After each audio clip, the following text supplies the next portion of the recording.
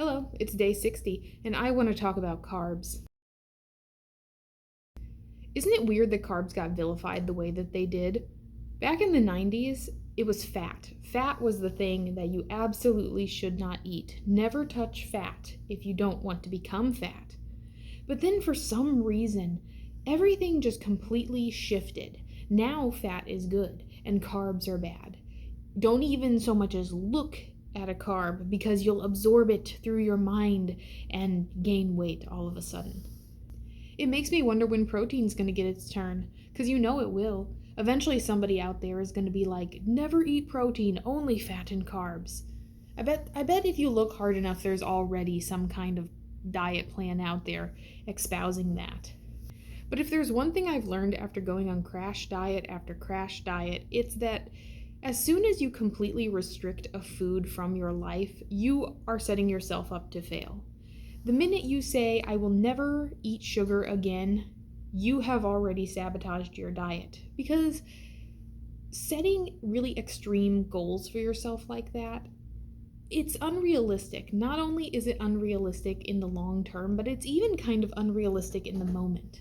The people who tell you, oh my gosh, I will never eat sugar again, you fast forward to that person's birthday when there's cake and ice cream, I bet you that person is going to have a slice.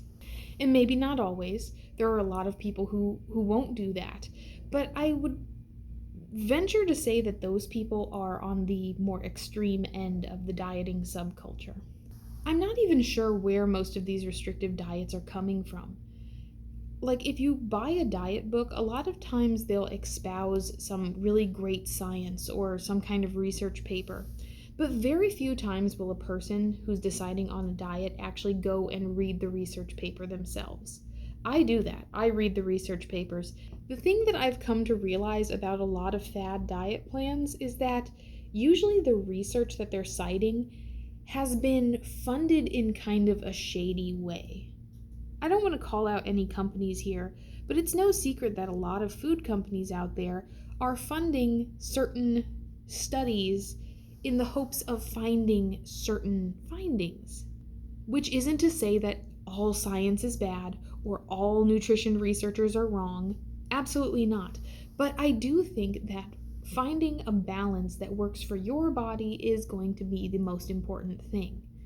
But unfortunately, not everyone can afford to go to the doctor and get a blood test and, a fitness screening and all of those things that you would need to really customize your own diet down to the very core of what nutrition you need. But I do think that generally the macros that are given on most diet apps are probably correct, and that's simply from my own personal experience. So I know I've just sat down and said, this doesn't work, this doesn't work, this doesn't work, this is shady, this is wrong. So what do? Unfortunately, I don't really have much advice. You could always just do the thing that I have done and just run through years and years of trial and error on yourself. But I dare say that if you were to do that, you would come to much of the same conclusion that I have. And that is, carbs are fine in moderation, protein is good in moderation, fat is good in moderation.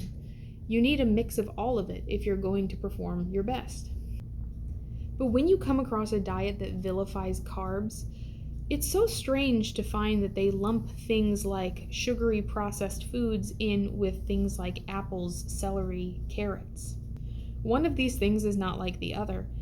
But when you're trying to cater to a large audience of people and you're trying to market your diet as the one that's going to solve all of the world's problems, you have to appeal to the lowest common denominator, the people who are just too dumb or too desperate to tell the difference between a cupcake and a gourd.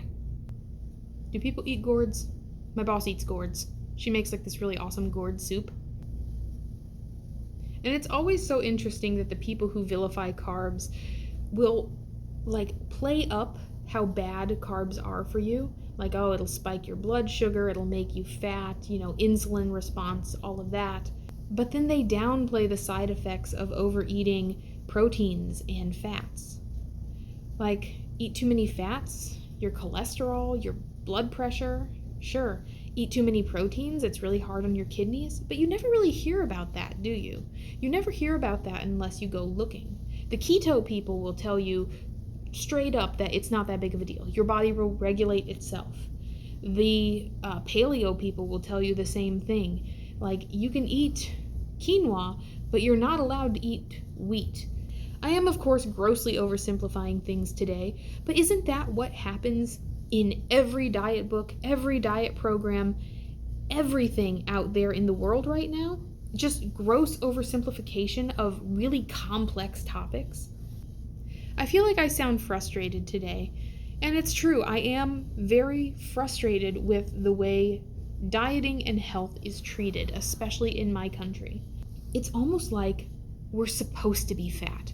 Like someone at the top of the ladder has decided that everyone down here in the normal people zone, all of us are supposed to be fat. Let them, scrabble around, let them try to fix it, let them try to, run this way, run that way to different solutions, but ultimately none of it's going to work because we have ensured that it won't.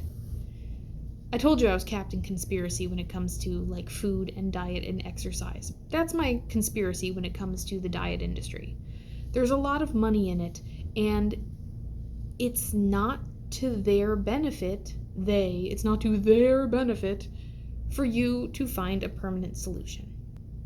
Like, man, so much money must have been made off of Slim Fast in the 90s.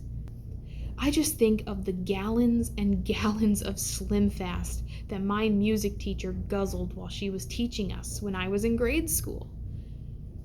Man, just off that woman alone, thousands of dollars a year. Easily. It just goes back to what I've said. I just want to be a normal person. I want to be a normal person who eats normally. I don't want to have to count my carbs. I don't want to have to, meticulously track my macros. I just want to be the person who can walk to the fridge and say, I feel like having an apple right now.